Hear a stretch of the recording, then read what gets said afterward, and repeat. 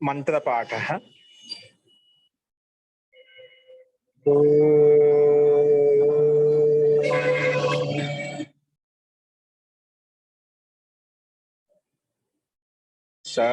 सहनाववतु सहनौ भुनक्तु सह वीर्यं करवावहै तेजस्विनावधीतमस्तु मा विद्विषावहै। ओम शांति शांति।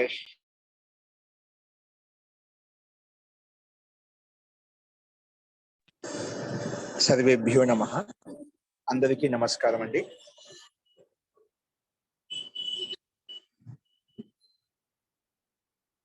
మనము అభ్యాసం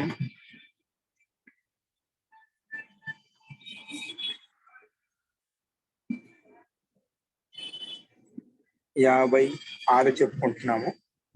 అభ్యాసం 56లో కూడా నియమాలు చెప్పుకుంటున్నాము. అందులో నియమం 183 నియమం 183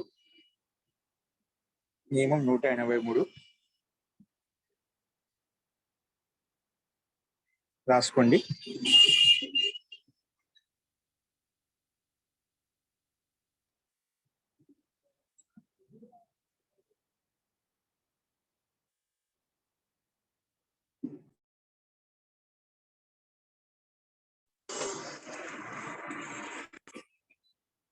నియమం 182 వరకు ఎదుక సందేహాలు ఉన్నాయండి. మనము అక్కడ ఉదాహరణలు సామీప్యం, త్రైలోక్యం ఇవి రాశాం. సామీప్యం, త్రైలోక్యం ఇలాగా. మహోదయ, ఈ త్రిలోక అనేది ఉపదాలో ఈ ఉంటే వృద్ధి అయ్యి అవుతుందా, త్రైలోక్యం అవుతుందా? అవునండి, అంతేనండి. ఇకారంగా ఇకారానికి ఐకారం అయిపోతుంది వృద్ధి. త్రైలోక్యం. సరే.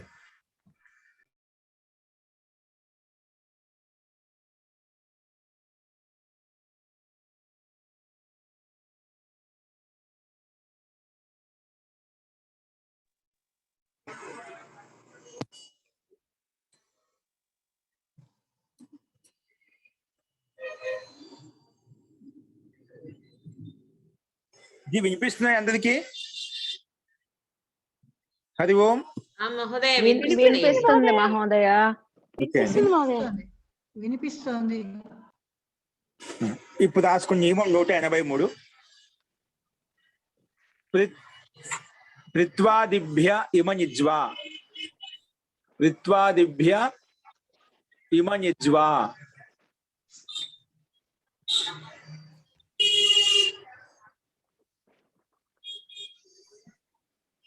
ఋత్వాదిభ్య ఇమనిజ్వా.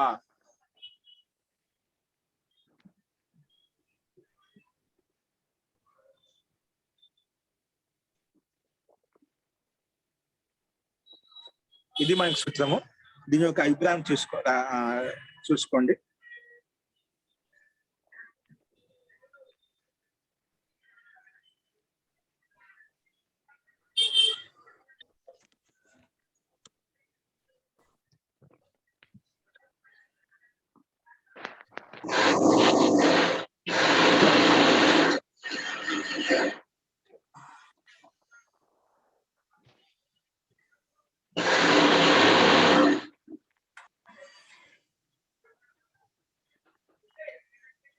కొన్ని శబ్దాలకు అంతిమంలో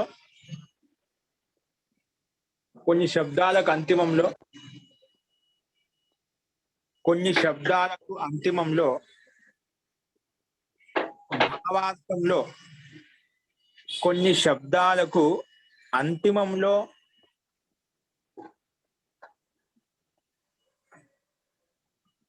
భావార్థంలో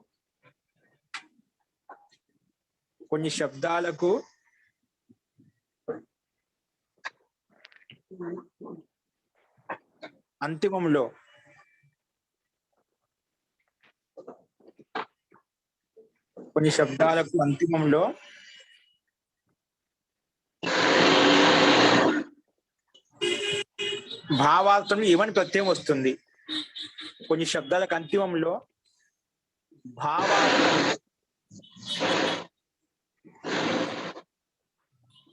కొన్ని శబ్దాలకు అంతిమంలో భావార్థంలో ఇమని ప్రత్యయం వస్తుంది. భావార్థంలో ఇమని ప్రత్యయం వస్తుంది. ఇమన్ ప్రత్యయం వస్తుంది. కొన్ని శబ్దాలకు అంతిమంలో భావార్థంలో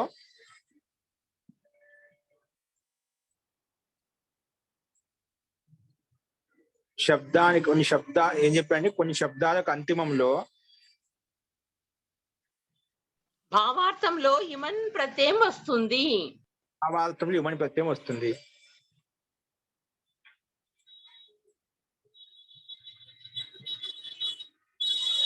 ఇమని ప్రత్యయం వస్తుంది.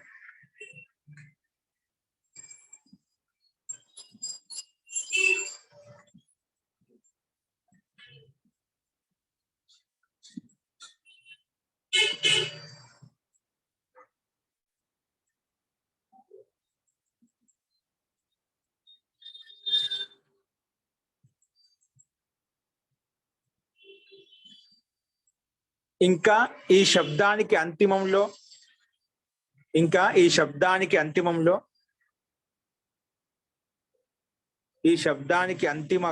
అంతిమంలో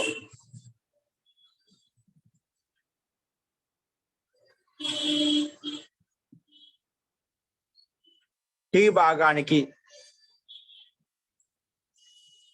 ఈ శబ్దానికి అంతిమంలో టీ భాగానికి లోపమవుతుంది.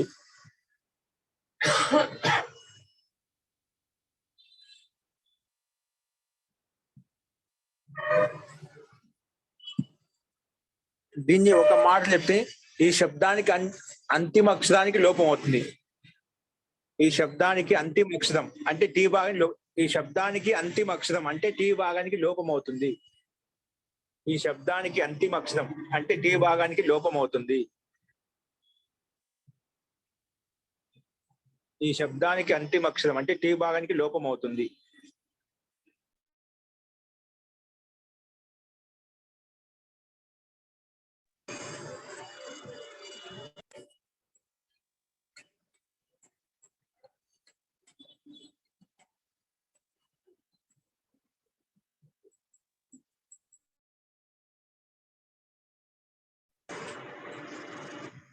అంతిమ అక్షరం టీ భాగానికి లోపం అవుతుంది.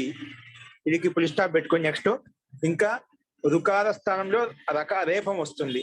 రు స్థానంలో రకారం వస్తుంది.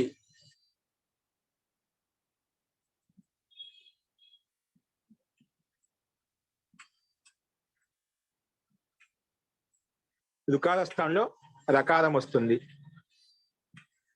రేపం అండి హలంతం వస్తుంది.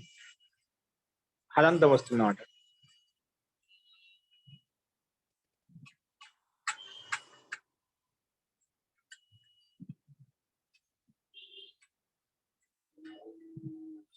ఇప్పుడు ఎగ్జాంపుల్ ఉదాహరణ రాసుకోండి. ఉదాహరణ లఘు. లఘు కింద ఎలా కనిపిస్తుందో మనకు బాణం గుర్తించి దాని పక్కన లఘు అని లఘిమ. లఘుకి ఏమొస్తుంది లఘిమ. ఇక్కడ లఘులో అంతిమ అక్షరం ఏంటి ఊ కదా, దాన్ని టీ అంటామండి. అంతిమ అక్షరం లోపిస్తున్నాం అంట. లఘులో ఉకారం లోపిస్తున్నాం అంట. అందుకే లఘు ప్లస్ ఇమజిట్స్ ప్రత్యయము. ఇమజిట్స్ గా ఇమా మిగులుతుంది. అందుకే లఘిమా అయిపోతున్నామట. ఓకే రాసుకోండి. లఘు డాష్ లఘిమా. లఘిమా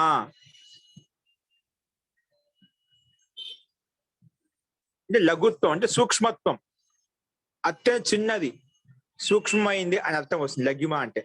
నెక్స్ట్ రూపం చెప్పరండి.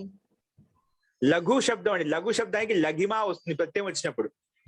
కాదు లఘు ఈమా వస్తే అలా లోపం వస్తుంది కదా. అంటే రూపసిద్ధిలో మనకు చాలా రూపాలు వస్తాయండి. ఇక్కడ మనకు ఇబ్బంది. ఇప్పుడు లఘు శబ్దం చూడండి, ఇక్కడ లఘులో ఉండే అంతిమ ఊ ఉంది కదా, అది లోపిస్తుంది. లోపిస్తే ఏమవుతుంది ఉకారం వెళ్ళిపోతుంది. అంతిమ అక్షరం లోపిస్తుంది చెప్పాడు. అప్పుడు ఏమవుతుంది ఇది లోపిస్తే ఉకారం వెళ్ళిపోతుంది. ఇప్పుడు ఏమంటే హలంతం ఉంటుంది అన్నమాట. ఏముంటుంది అలంతం. అలంతం అండి. పక్కనే ఉంది మనకు ఇమనిచ్ ప్రత్యయం వచ్చింది. ఏంది? ఇమన్ ఇమ. ప్రత్యయం. ఇమనిచ్ కాదు. ఇమన్ ప్రత్యయం వచ్చింది. ఓకేనా? ఆ ఇమన్కి అర్థమైంది. అనుబంధ లోపం చేస్తే మనకు ఇమా మిగులుతుంది.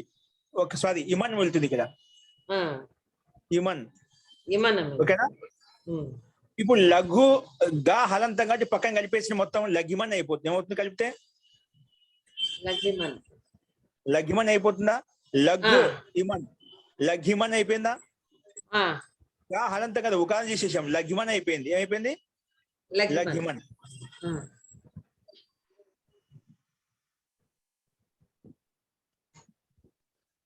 అప్పుడు ఏమవుతుంది? లఘిమన్ ఇలా వస్తుందండి. లఘిమన్. ఈ లఘిమన్ లో ఉండే మకారానికి దీర్ఘం చేసిస్తాం. లఘిమాన్ అయిపోతుంది. దీర్ఘం చేస్తే మాలో ఉండే ఆగి తీసి లఘిమాన్ అయిపోతుంది. లఘిమా అయిపోయిన తర్వాత అంతిమ నకారానికి లోపం చేస్తాం. మళ్ళీ ఈ లోపం చేస్తాం. ఆ, లఘిమా మిగులుతుంది అన్నమాట. లఘిమా. ఇమన్ లో ఉండే మకారానికి దీర్ఘం చేస్తే లఘిమా అయిపోతుంది. ఆ మాయల దీర్ఘం ఎలా వచ్చిందంటే వేద సూత్ర అష్టాదశ సూత్ర నియమం ప్రకారంగా అక్కడ దీర్ఘం వస్తుంది అన్నమాట. లఘిమా. అంతిమ నకారం లోపం చేస్తే లఘిమా ఉండిపోతుంది అన్నమాట. లఘిమా ఉండిపోతుంది. ఆమా. అలాగే ఇంట్లో చూసుకోవాలి. స్థూలంగా ఇలా ఉంటుంది. ఈ ప్రత్యయం వచ్చినప్పుడు రూపం యొక్క స్వరూపం ఈ విధంగా ఉంటుందని చెప్పడం కోసమే ఇలా చేశామండి. అంటే ఆచార్య ఉపదాకి దీర్ఘం అన్నట్ట. ఉపదాకి దీర్ఘం అండి. ఉపదాకు ఉపదాలు ఉండే అకారం. ఇప్పుడు లఘిమన్లో ఉపదా ఏంటి? అంతిమ నకారం. నకారానికి ముందుండే అక్షరాన్ని ఉపదా అంటాం. అంతిమ అక్షరానికి ముందుండే అక్షరాన్ని ఏమంటాం? ఉపదా అంటాం. ఓకేనా? అందుకే ఉపదా అకారానికి దీర్ఘం ఏమవుతుంది? ఉపదా. దీర్ఘం అయిపోతే ఆ దీర్ఘం అయిపోతుంది. అందుకే లఘిమాన్. నకారానికి లోపం చేసి లఘిమా అలా ఉంటుంది. ఓకే మహోదయ, ఇమన్ ప్రత్యయంలో అనుబంధ లోపం జరగదా? అంటే ఉపదాకి దీర్ఘం కావాలి కాబట్టి ముందుగా అది అనుబంధ లోపం అయిపోయిందండి. ఇమనిచ్ ప్రత్యయం మామూలుగా అయితే ఏంటి? ఇమనిచ్ ప్రత్యయానికి అనుబంధ లోపం డైరెక్ట్గా సూత్రం చూసినా ఇమని ప్రత్యయం కాదు. పృథ్వాదిభ్య ఇమనిజ్వా. ఇమనిజ్ ప్రత్యయం చెప్పాలి మామూలుగా అయితే మనం. ఓహో, ఇమనిజ్ చెప్పాలి. ఇమనిజ్ చెప్పాలి. ఆ ఇమనిచ్కే నేను డైరెక్ట్ గా చెప్పకుండా ఏం చెప్పాను? ఇమన్ మిగులుతో చెప్పాను. ఇమన్ వస్తుందని చెప్పాము. అందుకే లోపం చేస్తే చెప్పాను ఇక్కడ. ఒకవేళ కొన్ని శబ్దాలతో ఇమనిజ్ ప్రత్యయం వస్తుంది భావార్థంలో, ఇంకా ఈ ప్రత్యయానికి అనుబంధ లోపం చేస్తే ఇమన్ మిగులుతుంది అంటే ఇచ్చు భాగం వెళ్ళిపోతుంది. అవునండి, ఇప్పుడు అర్థమైందండి. ఓకే. అలాగే గురు శబ్దానికి గరిమ. గురు శబ్దానికి గరిమ. అలాగే మహత్ శబ్దానికి మహిమ. మహత్ శబ్దానికి వస్తుంది మహిమ.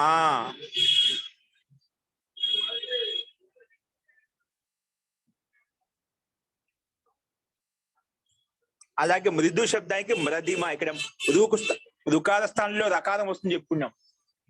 రు స్థానంలో రేపం వస్తుంది చెప్పాను. మృదులో మృదులో రు ఉంది కదా, దానికి మరా అయిపోతుంది. మృదిమా. మృదిమా.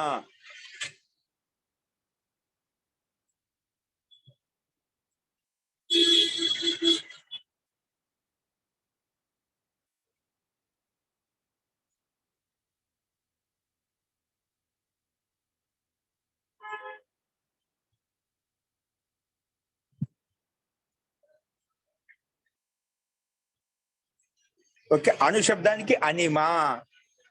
అణు శబ్దానికి వస్తుంది అనిమా, అలా వస్తుంది. అణు శబ్దానికి అనిమా.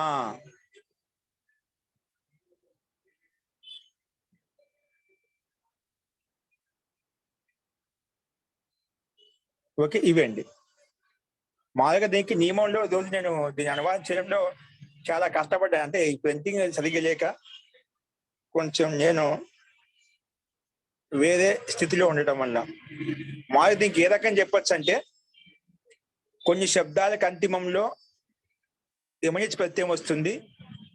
ఈ ఇమనిచ్ ప్రత్యయం భావార్థంలో వస్తుంది. ఇంకా ఈ ప్రత్యయానికి అనుబంధ లోపం చేస్తే ఇమన్ మిగులుతుంది. ఇంకా శబ్దంలో ఉండే అంతిమ అక్షరం అంటే టీ భాగం లోపిస్తుంది.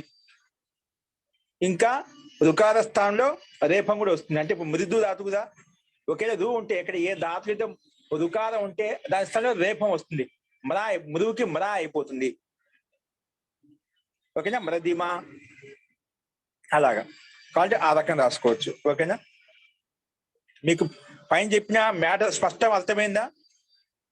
ఋతువాదిభ్య ఇమనిజ్వా అనేది క్లారిటీ ఉండాలి మనకు. సూత్రార్థం కొన్ని శబ్దాలకు అంతిమంలో ఇమన్ వస్తుంది, ఇది భావార్థంలో వస్తుంది. ఇంకా ఆ శబ్దానికి అంతిమంలో ఉండేటువంటి అక్షరం అంటే టీ భాగానికి లోపం అవుతుంది. అంతిమ అక్షరం అంటే టీ భాగానికి అంటే అచ్చే ఉండాలి ఖచ్చితంగా, దానికి లోపిస్తుంది అని అట్లా రాసుకోవాలన్నమాట. ఓకేనా? కానీ గురువు గారు రుకారము అది అంతిమ టీ భాగం కానక్కర్లేదు. రుకారం టీ భాగం కానక్కర్లేదు. స్థానం ఎందుకంటే అంతిమంలో ఉండదు కదా, అంతిమంలో ఉంటేనా, ఎందుకంటే అచ్చులలో అంతిమ అచ్చుకు టీ సంధి. ఓకే, అంతిమ అనేది కూడా లోపం అయిపోతుంది. టీ అంటే ఏమిటి? అచ్చులలో అంతిమ అచ్చు ఉండాలన్నమాట. శబ్దమే కావచ్చు, శబ్దము రుకారం ఉండొచ్చు. అంటే ఇప్పుడు కురువు ఉంది, కురువులో కురు ధాతు అనుకుందాం సపోజ్, ఆ కురువులో అంతిమైన రుకారమే. ఇప్పుడు అచ్చుల్లో అంతిమ టీ అంటే ఇప్పుడు రుకారం తీసేయాల్సి వస్తుంది అన్నమాట. ఇది మృద్దులో అంతిమంలో లేదు కదా, లేదు, ఉపదాలో ఉంది. అవును. కాబట్టి ఇక్కడ ఎందుకు చెప్పాల్సి వచ్చింది, ఇక్కడ వేరే కార్యం వేరే పని జరుగుతుందండి. రుకారం ఉన్నప్పుడు మాత్రము వేరే సూత్రం వచ్చేసి రుకారానికి రేపం చేసేస్తున్నమాట. సంప్రసారం జరుగుతుంది, సంప్రసారం పోయి అంటే వేరే సూత్రం ప్రకారంగా రుకార రేపం వస్తుంది అన్నమాట. లఘు, గురు, జరిగింది. అన్నిట్లో టీ భాగానికి అంటే అర్ధ భాగం లోపం అయిపోతుంది, అన్నిలో కూడా ఉకారం వెళ్ళిపోతుంది. అక్కడ సమస్య లేదన్నమాట. అందుకే రుకారం అందుకే పక్కనే స్పెషల్ ఎందుకు ఇచ్చా అంటే అందుకోసం రుస్థానంలో మాత్రమే ఎక్కడ వచ్చినా దాన్ని రేపం పెట్టుకోండి. రుస్థానంలో రేపం వస్తుంది. అందుకే మృదులో మృద్ అయిపోయినాడ, మృదిమ, అనిమ అలా వస్తున్నమాట. ఓకే అండి. మహోదయ, ఇవన్నీ ఇప్పుడు గరిమ అన్నా గానీ, అణిమ అన్నా గానీ, లఘిమ అన్నా గానీ ఇవన్నీ పుంలింగాలండి.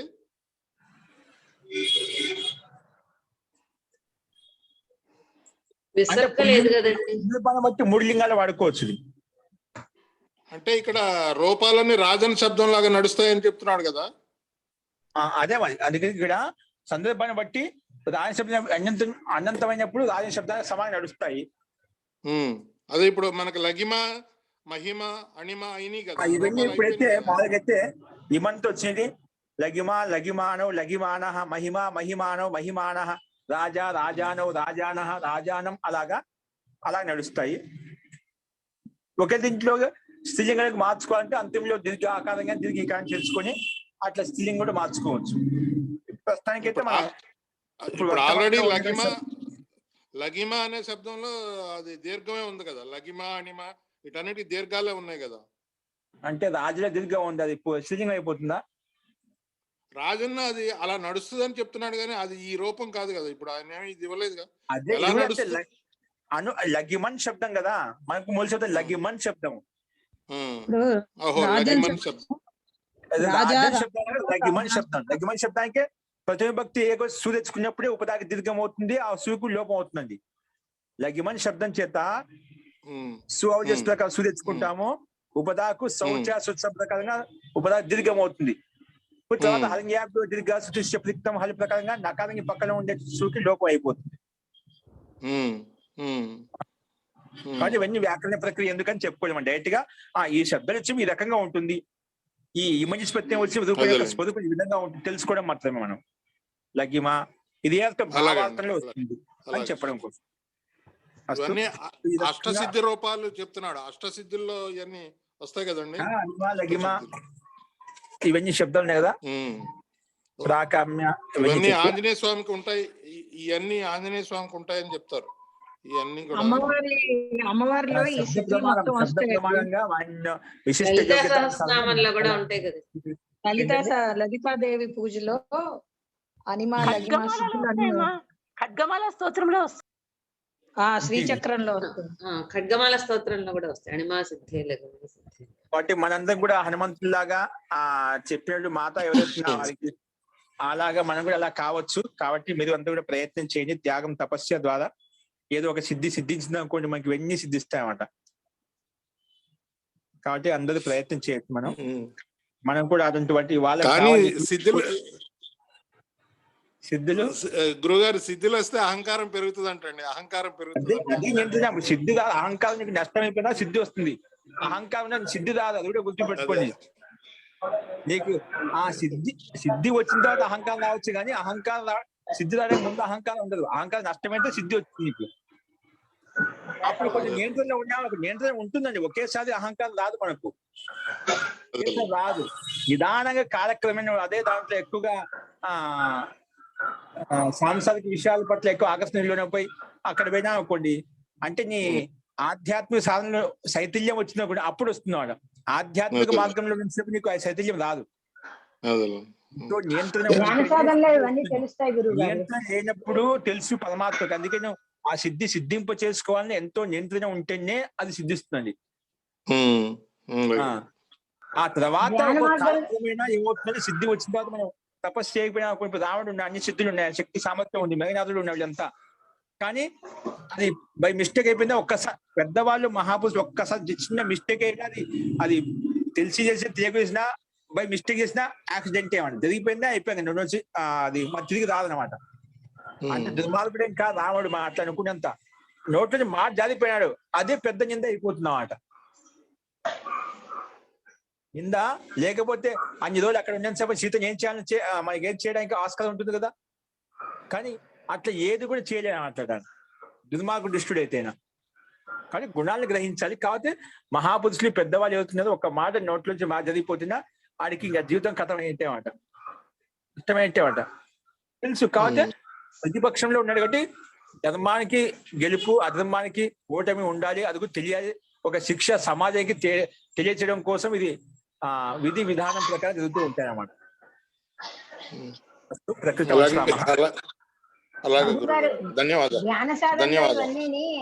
బాగా అర్థం అవుతాయండి సాధకుడికి. ఓకే, అంటే మనం ప్రయత్నం చేయాలి. మనం అంత పెద్దవాళ్ళం కాకపోయినా మనం చాలా మటుకు వాటి పట్ల శ్రద్ధ వహించవచ్చు అన్నమాట.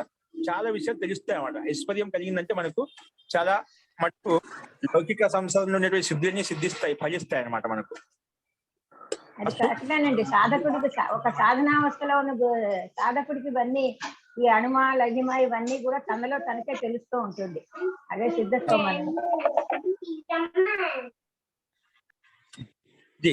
సంస్కృత వాక్యాలు రాసుకోండి.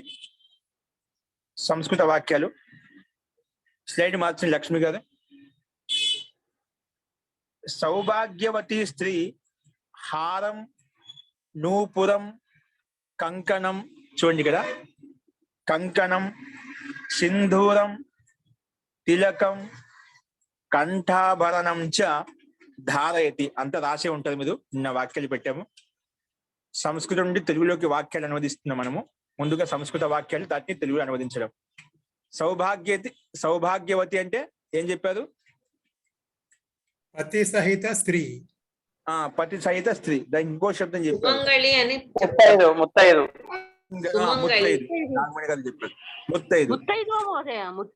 ముత్తైదు అది రాసుకోండి. పతియుక్త స్త్రీ,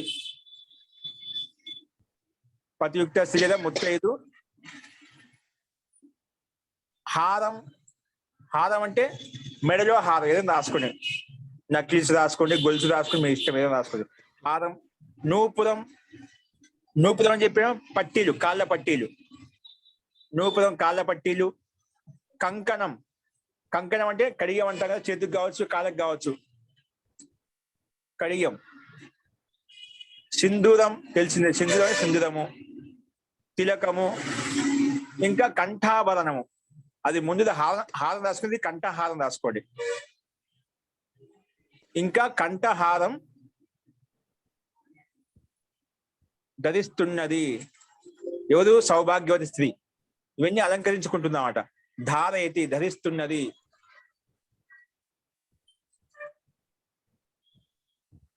ఓకేనా? ముత్తైదు హారము, కాళ్ళ పట్టీలు, కంకణము, సింధూరము, తిలకము, కంఠాభరణము, కంఠంలో ధరించే ఆభరణం, ఇంకా కంఠాభరణము ధరిస్తున్నది.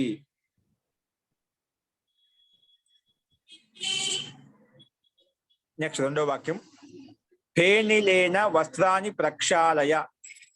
ఫేనిలేన వస్త్రాన్ని ప్రక్షాళయ.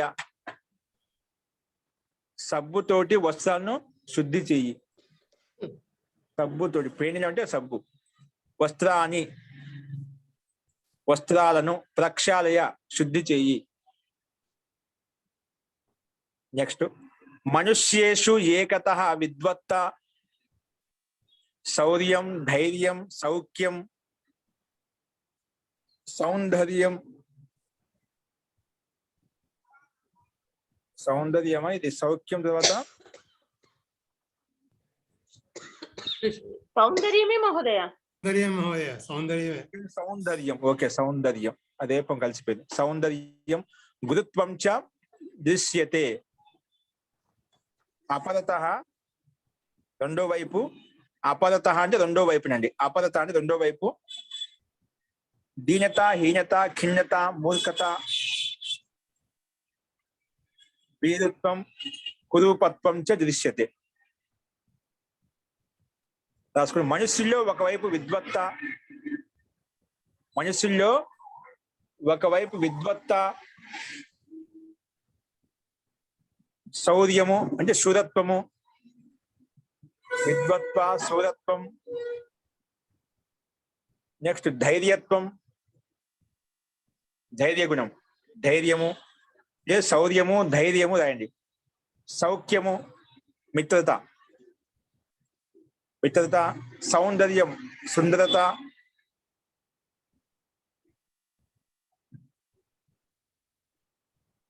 గురుత్వం, గురుత్వం బరువైన.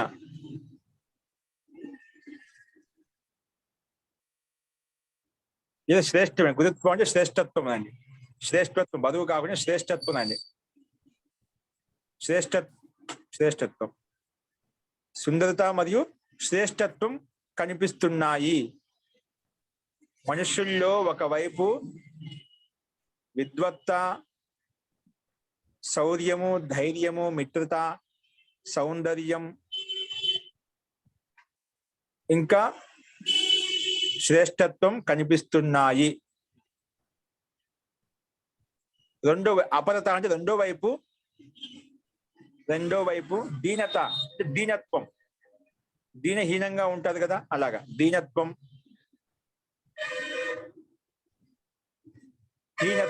దీనత్వం అదేవిధంగా హీనత్వం, హీనత. ఖిన్నత అంటే బాధపడటం, దుఃఖపడటం. మూర్ఖత్వం. బీరుత్వం అంటే భయపడటం. ఇంకా కురూపత.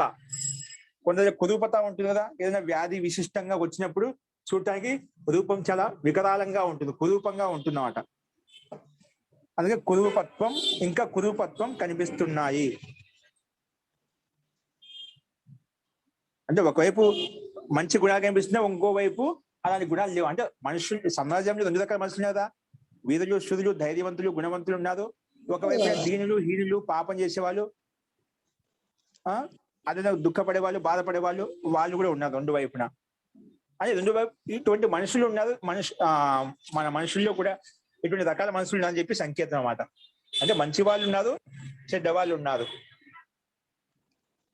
మనుషుల్లో ఒకవైపు విద్వత్త, శౌర్యము, ధైర్యము, మిత్రత, సౌందర్యం, ఇంకా శ్రేష్టత్వం కనిపిస్తున్నాయి. రెండో వైపు దీనత్వము, హీనత్వము, బాధపడటము, మూర్ఖత్వము, భయపడటము, ఇంకా కురూపత కనిపిస్తున్నాయి. అస్తు. నెక్స్ట్ వాక్యం.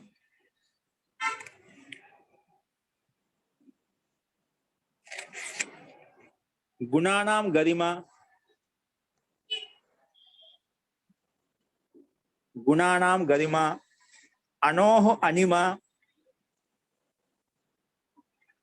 లఘూనాం లఘిమ, లఘూనాం లఘిమ, మృదూనాం మృదిమ. సో ఇవన్నీ మనకు శబ్దకోశం నియమాలు చెప్పుకున్నామండి. లాస్ట్ నియమం ప్రకారంగా ఉన్నాయి. ఈ శబ్దాన్ని లాస్ట్ నియమం ప్రకారం ఉపయోగించారు. చూడండి, లఘూనాం లఘిమ, మృదూనాం మృదిమ, మృదూనాం మృదిమ, మహతాం మహిమాచ, మహతాం మహిమాచ సర్వత్ర దృశ్యతే. మహతాం మహిమాచ సర్వత్ర దృశ్యతే. మహతాం మహిమాచ సర్వత్ర దృశ్యతే.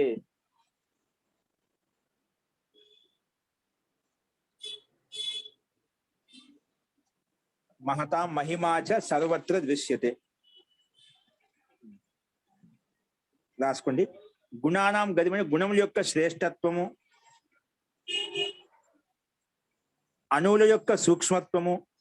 అంటే అణువులు పరమాణు అంటే కదా సూక్ష్మత్వం. ఆ పరమాణుల యొక్క సూక్ష్మత్వం. అనిమ అంటే సూక్ష్మత్వం. అణువుల యొక్క సూక్ష్మత్వము,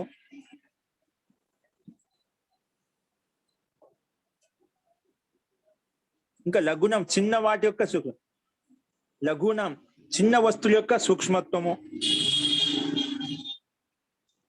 లఘు అంటే అతి చిన్న వాటిలో సూక్ష్మత్వం అంటే అత్యంత సూక్ష్మంగా, చిన్న పదార్థాలు చిన్న వస్తువుల్లో అత్యంత సూక్ష్మత్వము.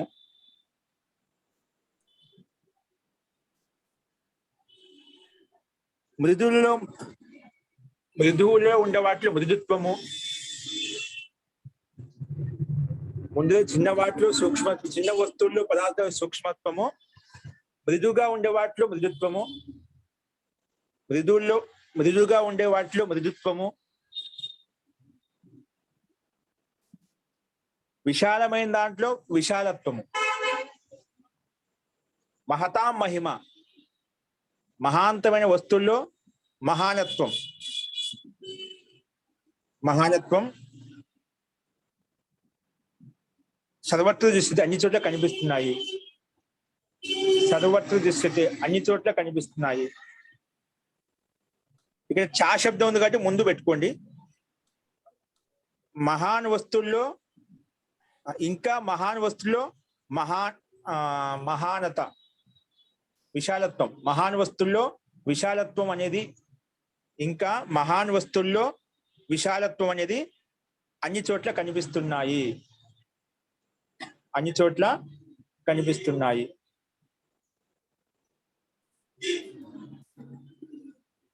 ఓకేనా?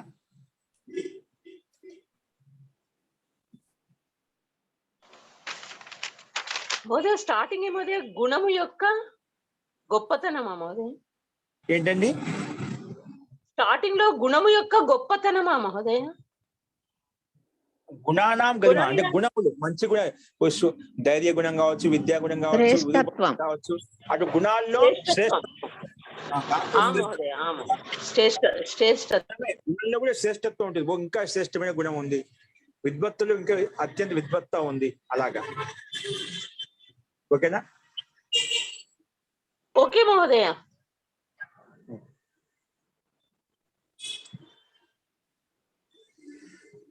నెక్స్ట్ వాక్యం రాసుకోండి. విప్రః ధనం గృహ్ణాతి, గృహ్ణాతు, అగృహ్ణాత్, గృహ్ణీయాత్, గ్రహిష్యతి వా. ఇక్కడ 5 రకాలు ఇచ్చారు. విప్రః అంటే విద్వాంసుడు. విద్వాంసుడు విద్వాంసుడు ధనాన్ని గ్రహిస్తున్నాడు. విద్వాంసుడు ధనాన్ని గ్రహిస్తున్నాడు. గృహ్ణాతు అంటే గ్రహించాలి.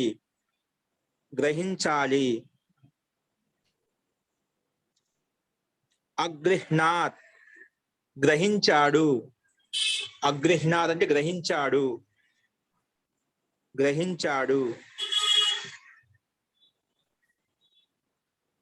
గృహ్ణీయాత్ అంటే గ్రహించాలి, గ్రహించాలి.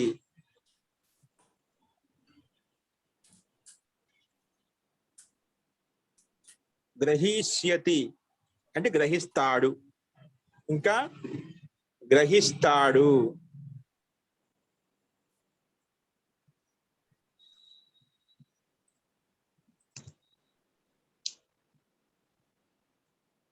నెక్స్ట్ వాక్యం, 6వ వాక్యం.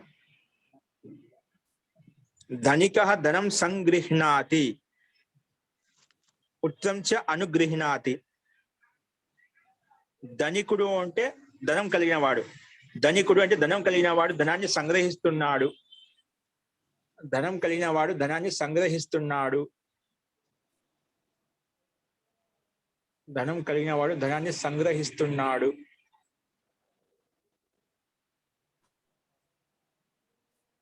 పుత్రం చ అనుగృహ్ణాతి, పుత్రం చ అనుగృహ్ణాతి ఇంకా పుత్రుని అనుగ్రహిస్తున్నాడు, ఇంకా పుత్రుణ్ణి అనుగ్రహిస్తున్నాడు,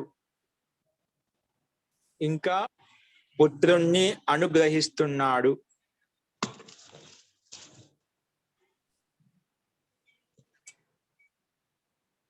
ఇంకా పుత్రుణ్ణి అనుగ్రహిస్తున్నాడు.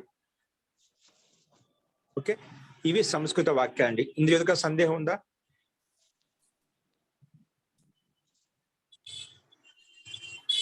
ఫస్ట్ వాక్యం ఒకసారి మళ్ళీ చెప్తారా గురువు గారు? ఏంటండి? మొదటి వాక్యం ఒకసారి మళ్ళీ రిపీట్ చేయగలరా? ముత్తైదువు హారమును, అది కాదు సార్,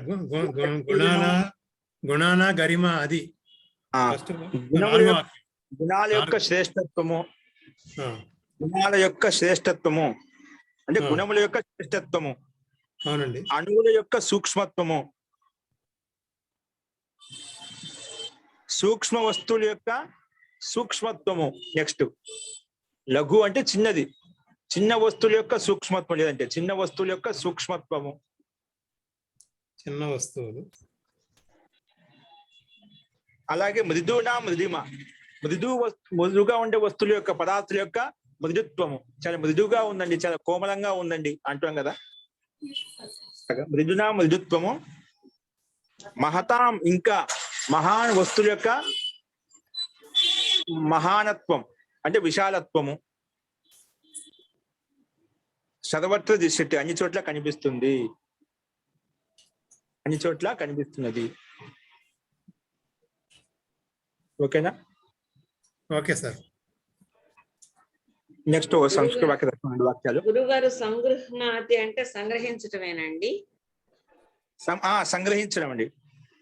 ధనాన్ని సంగ్రహిస్తున్నాడు, ఆ, ధనవంతుడు ధనాన్ని సంగ్రహిస్తున్నాడు. మహోదయ ధన్యవాదాలు.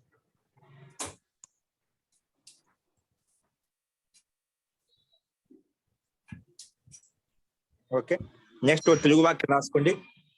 తెలుగు వాక్యం ఏముందండి ఇక్కడ?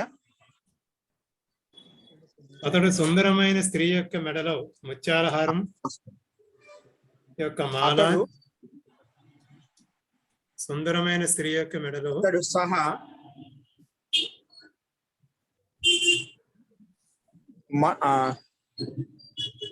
సుందర స్త్రియాః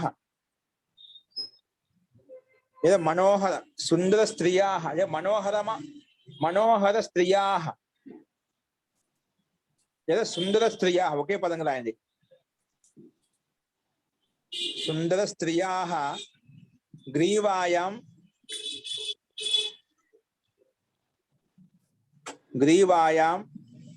అంటే మెడలో, హారహ గ్రీవాలు ముత్యాల హారం అంట. హారహ అతడు సుందరమైన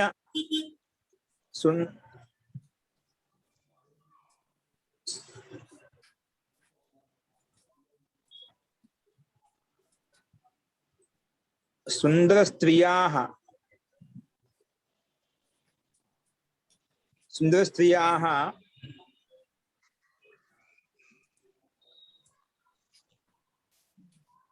స్త్రియాః గ్రీవాయాం హారం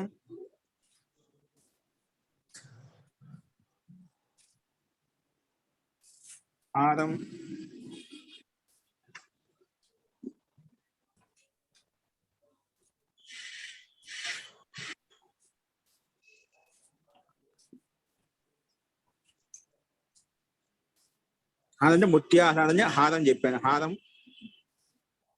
కర్ణౌ కర్ణౌ కర్ణపురః కర్ణౌ అంటే చెవుల్లో చెవులీలు అంటాం కదా. కర్ణౌ కర్ణపురః కర్ణౌ కర్ణపురః కర్ణౌ కర్ణపురః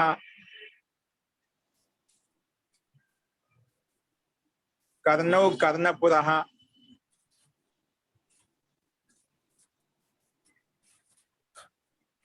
ముక్కుయందు ముక్కెరపుడక నాసికాయాం నాసికాయాం నాసాభరణం నాసికాయాం నాసాభరణం నాసికాయాం నాసాభరణం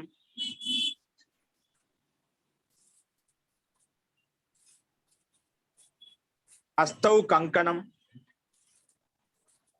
హస్తౌ కంకణము హస్తౌ కంకణౌ అంటే హస్తయో అంటే చేతిల్లో హస్తే కంకణం అండి ఏకొచ్చిందో హస్తే కంకణం లేదా హస్తయో కంకణం హస్తే కంకణం లేదా హస్తయో హస్తే ఏకవచనము హస్తయో ద్వివచనం హస్తయో కంకణం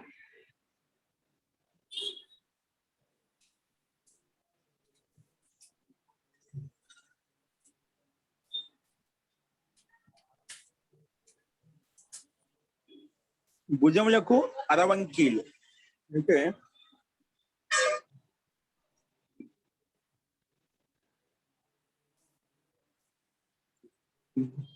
భుజే కేయూరం లేదా బాహో కేయూరం రాయండి.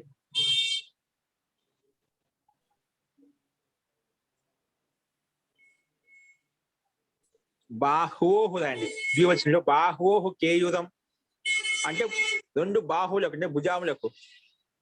బాహోహు కేయూరం బాహోహు గురువోహు గురుషు అంట కదా. బాహోహు బాహుషు బాహోహు కేయూరం కేయూరం అంటే అరవంకీలు.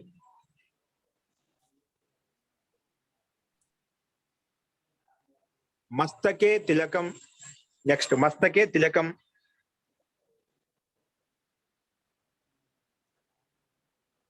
నేత్రే అంజనం కాటుక నేత్రే అంజనం నేత్రే అంజనం ఇంకా పాదయో నూపురః పాదయో నూపురః చ ఇక్కడ పెట్టింది. పాదయో నూపురః చ పాదయో నూపురః చ పాదయో నూపురః చ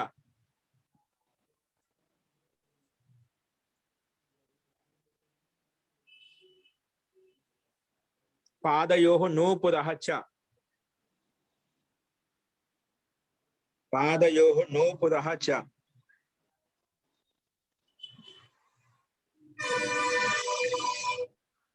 పాదయో నూపురః చ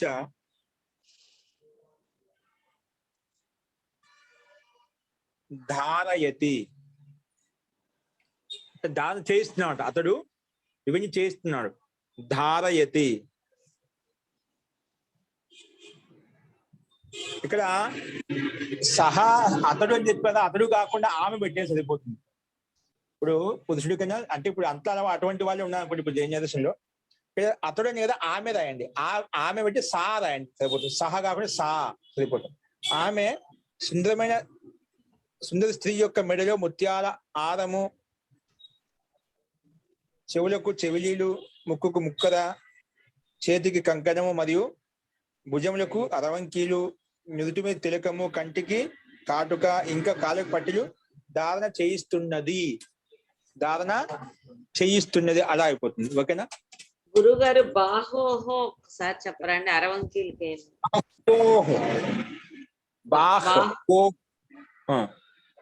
బాహోహో ఇక్కడ ఏమొచ్చింది? అరవంకీలకి కంకణం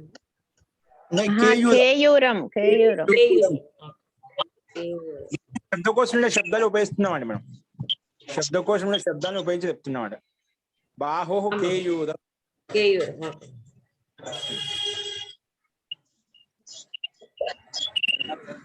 ఓకేనా? బాహు కేయూరం.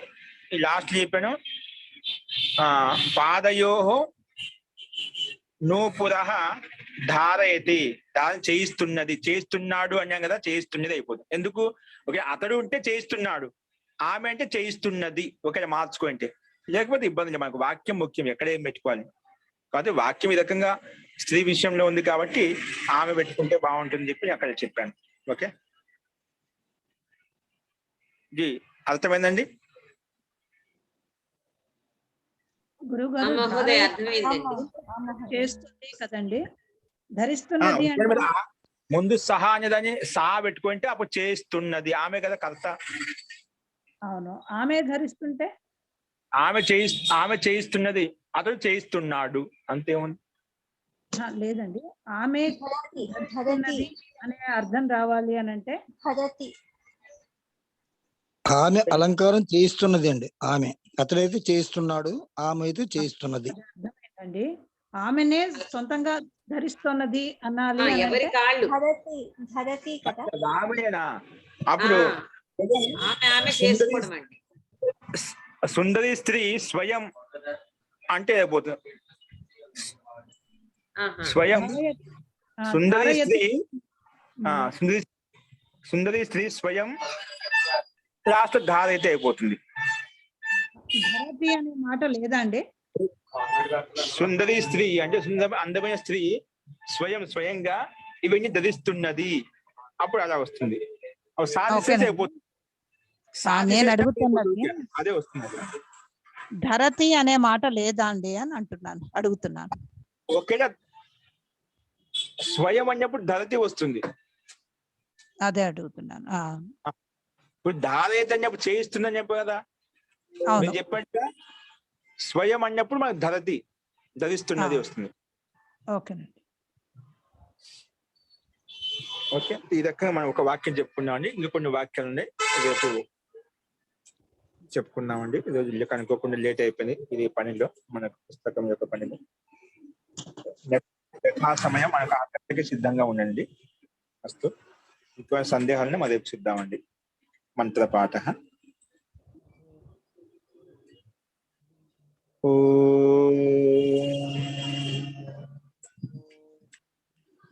సర్వే భవంతు సుఖినః, సర్వే సంతు నిరామయాః, సర్వే భద్రాణి పశ్యంతు, మా కశ్చిత్ దుఃఖభాగ్ భవేత్. ఓం శాంతి శాంతి శాంతి. సర్వేభ్యో నమః. అందరికీ నమస్కారం అండి. నమస్కారం మహోదయ. ధన్యవాద మహోదయ. నమస్తే మహోదయ. నమస్తే, ధన్యవాదాలు గురూజీ.